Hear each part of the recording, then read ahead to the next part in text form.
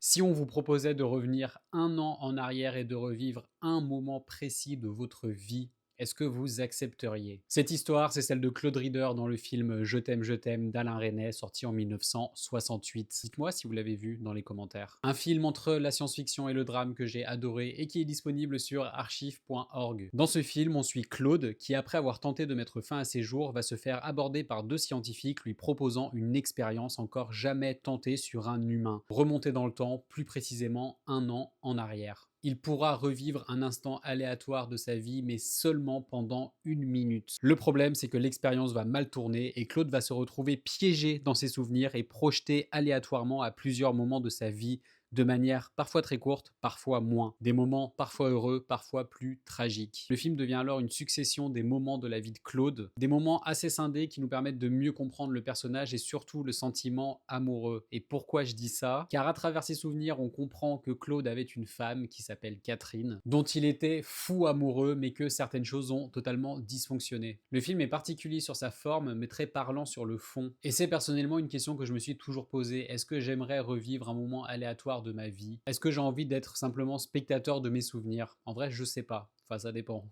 Est-ce que j'aimerais voyager dans ce labyrinthe que représentent mes souvenirs et me dire, et si j'avais fait ça? Et vous?